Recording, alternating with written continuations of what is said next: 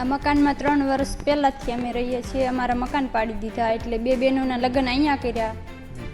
અને લગ્ન પહેલાં 2 મહિના પહેલાં જ આ 1 મહિનો સારું કર્યું અને 1 મહિનામાં આણું ભેગું કર્યું અને લગ્ન કર્યા. એના લગ્નની તારીખે લઈ લીધી હતી ને મકાન પાડવામાં આવ્યા. 2 મહિના અમે વાડીએ રહ્યા, તડકો વરસાદ એમાં અમે આણું ભેગું કર્યું. 2 મહિનામાં અમે આણું ભેગું કરીને આ મકાન 1 મહિનો સારું કર્યું અને 1 મહિનામાં અમે અહીંયા લગ્ન કર્યા. બે વાત કરતા હતા કે 2 મકાન બનાવશું, 2 માળના, 2 ભાઈ બહેનના મકાન ન્યા કરશું ને બહુ ધામધૂમથી લગ્ન કરશું. 2 ભાઈ બહેનના કોઈ રળે એવું નથી, ઘરમાં કંઈ દાણો લાવે એવું નથી. જે 92 લોકો નિર્દોષ પુરાણ હતા ને એના કેસ પરત પાછા ખેંચે અને જે 8 આરોપી છે ને એને આકરામાં આકરી સજા પડે.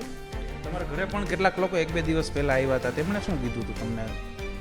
હા, 2 મહિલાઓ આવ્યા હતા, એ ભાજપના હતા અને એ કહેતા હતા કે તમને આમ કરી દેશું, તેમ કરી દેશું, તમારા ભાઈને ભણાવશું, તમને મેરેજ કરી દેશું.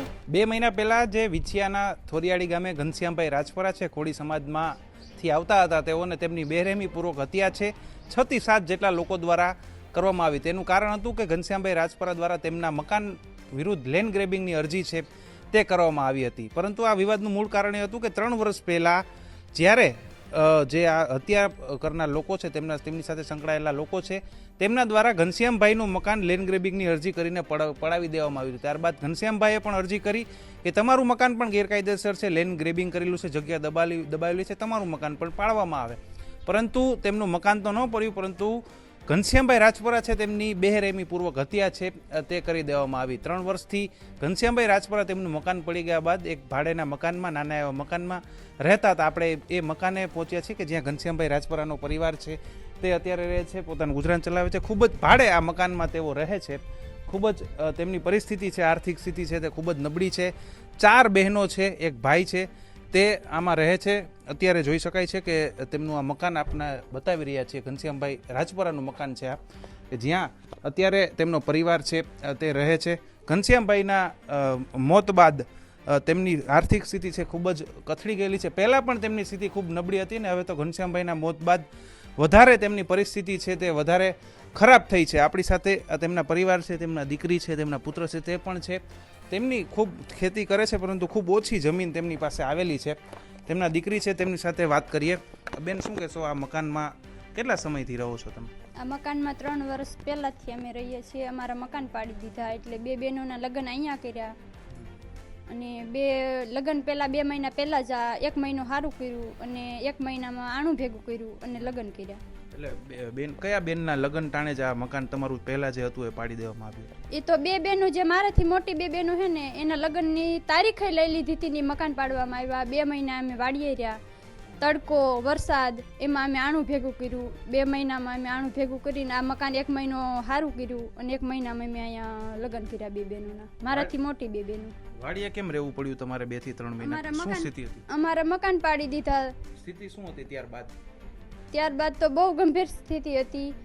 આ બીજા કોઈ ગામમાં મકાન નહોતા મળ્યા, એટલે આ 1 મહિનો સારા કર્યા, મકાન સારા કર્યા અને અમે અહીંયા રહેવા આવ્યા અને પછી લગ્ન કર્યા.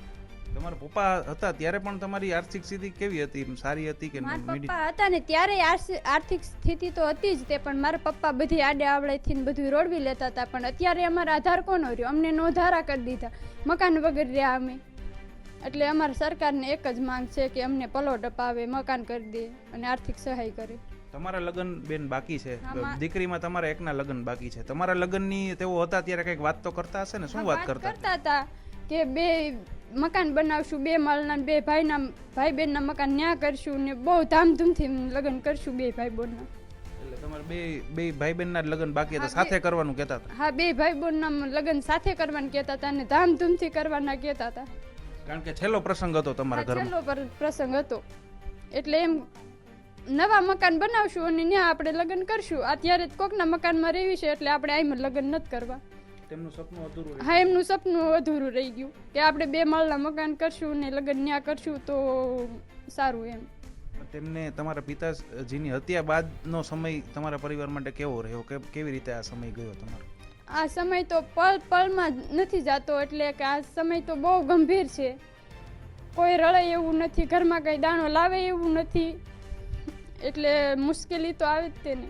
અત્યારે કઈ રીતે તમારું ગુજરાન ચલાવો? અત્યારે તો ગુજરાન તો મારા પપ્પા હતા ત્યારે થોડુંક ભેગું કરેલું હતું, એ રીતના બધું હાલ્યું જાય છે. પણ અત્યારે હવે સમાજ ભેગો મારી બારે આવ્યો છે તો એ તો કંઈક તો કરશે જ તેને. અને સરકારને અપીલ તો સરકારને કરીએ છે કે પલોટ અપાવે, મકાન કરી દે, એવી સરકારને અપીલ છે. ભાઈ બહેનના લગ્ન કઈ રીતે કરશો, હવે કંઈ વિચાર્યું છે તમે? ભાઈ બહેનના લગ્ન તો હવે સરકાર લગ્ન મકાન કરી દે તો ત્યાં જ કરશું, અને સમાજ હારે જ છે. બીજો ત્યારબાદ જે પ્રકારે થયું, 80થી વધુ લોકો સામે કેસ દાખલ થયા, એમાં તમારી શું માંગ છે? આજે સંમેલન પણ યોજાયું છે. હા, સંમેલન તો એના કારણે જ થયું છે કે મેન મુદ્દો તો ન્યાય છે, રાજકારણ નહીં. એટલે મેન મુદ્દો તમારો એ છે કે જે 92 લોકો નિર્દોષ પુરાણ હતા ને એના કેસ પરત પાછા ખેંચે, અને જે 8 આરોપી છે ને એને આકરામાં આકરી સજા પડે. તમારા ઘરે પણ કેટલાક લોકો 1-2 દિવસ પહેલા આવ્યા હતા, તેમણે શું કીધું હતું તમને? હા, 2 મહિલાઓ આવ્યા હતા, એ ભાજપના હતા, ને એ કહેતા હતા કે તમને આમ કરી દેશું, તેમ કરી દેશું, તમારા ભાઈને ભણાવશું, તમને મેરેજ કરી દેશું, તમારા મકાન કરી દઈશું. પણ સામેવાળાની જવાબદારી ન લઈએ કે એના મકાન પડે કે ન પડે. તમે એમની વાત શા માટે ન માની? મારા પપ્પા 4 વર્ષથી લડતા હતા, એક પણ મુદ્દો એમને હાથમાં નથી લીધો. અમારે કેમ એની વાત માનવી? એ એમ કે અમે આમ કરી દઈએ, આમ કરી દઈએ, અમારે કેમ માનવું? 4 વર્ષથી મારા પપ્પા દોડતા હતા તો એક મુદ્દો હાથમાં નથી લીધો, તો એ આવીને એમ કે અમે આમ કરી દઈએ, અમારે કેમ અમારે માનવું એનું? એટલે અમે ના પાડી કે અમે આ સંમેલન તો બંધ નહીં રહે, અમારો સમાજ ભેગો થાય છે એટલે એ અમને કંઈક કરી આપશે. મારા પપ્પા 4 વર્ષથી લડતા હતા તો એનું કંઈ હાથમાં નથી લીધું, કેસ દબાવી દેતા હતા. તો અત્યારે અમારા સમાજનો આધાર છે. ઘનશ્યામભાઈના ભત્રીજી પણ છે આપણી સાથે, તેમ સાથે વાત કરશું.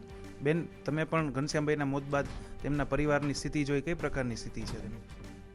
હું ઘનશ્યામભાઈના કાકાની દીકરી છું, એટલે એમની બેન જ છે. એટલે એમના અત્યારે મકાન હાલમાં છે નહીં, એ બીજાના મકાનમાં એ ભાડે રહેશે. અને ઘનશ્યામભાઈ જ્યારે હતા ત્યારે એમને મકાન હતા, એ 4 વર્ષથી આ કેસ લડતા કે જે સામેવાળાના બિનકાયદેસર હતા એમની સામે અરજી કરેલી, પણ છતાં પણ હજુ સુધી ન્યાય નથી મળ્યો, અને સામેવાળાના મકાન પણ એમને એમ છે. ઘનશ્યામભાઈના મકાન 3 મહિનામાં જ પાડવામાં આવેલા છે, અને સામેવાળાના મકાન 4 વર્ષ થવા છતાં હજુ એમને એમ જ છે. તો બંધારણ મુજબ કાયદો બધા માટે લાગુ પડે છે, તો કેમ હજુ સુધી ન્યાય નથી મળી રહ્યો? અમારો બસ એક જ પ્રશ્ન છે સરકારને કે ન્યાય તો બધા માટે છે, અને કાયદો પણ બધા માટે સમાન જ છે, તો અમને પણ ન્યાય મળવો પડે ને. ઘનશ્યામભાઈ અત્યારે હયાત નથી, એમના છોકરા પણ જે છે નાના છે, એમને એમ કે એમનું ગુજરાન કરી શકે એમ નથી, તો એમને સરકાર પાસે કંઈક તો અપેક્ષા હોય ને કે અમને આટલું કરી શકે. ઘનશ્યામભાઈ જે કમાવનાર હતા એ તો હવે નથી રહ્યા, તો સરકારને બસ એક જ અપીલ છે કે આમનું મકાન બનાવી આપે, એમને પલોટ અપાવે. અને જે 92 લોકો પર ખોટી ફરિયાદ થાય છે, જેમ નિર્દોષ લોકો પર જે 307ની કલમ જે ગેરવ્યાજબી છે એમના પર એ લાગવી ન જોઈએ. એ સરકારે એમને મારવાનો, એમ કે જાનથી મારી નાખવાનો પ્રયાસ એ લોકો દ્વારા નહોતો કરવામાં, છતાં પણ ખોટી કલમ એમના પર લગાડવામાં, એ કલમ હટાવવામાં આવે અને બસ ન્યાય મળે, આટલી જ અપેક્ષા છે. અત્યારે તમારે કઈ ખેતી કે એવું કઈ છે, શું કામ કરો છો અત્યારે તમારે? અત્યારે અમે ખેતી નથી, અમે મારા મોટબા વાવે છે ને અમે કોકની ખેતી અમે વાવી છીએ. અચ્છા, તમે અત્યારે ખેત મજૂરી કરો છો ટૂંકમાં? અડધા ભાગે અમે કોકની ખેતી વાવી છીએ. તમારે કેટલી જમીન છે? તમારા બંને, તમારા પપ્પા અને તમારા એમના ભાઈ વચ્ચે કેટલી જમીન છે ટોટલ? 5 વીઘા. અચ્છા, બંને વચ્ચે માત્ર 5 વીઘા છે? 5 વીઘા છે ને આમ ગણો તો 2.5 વીઘા આવે બેને ભાગમાં.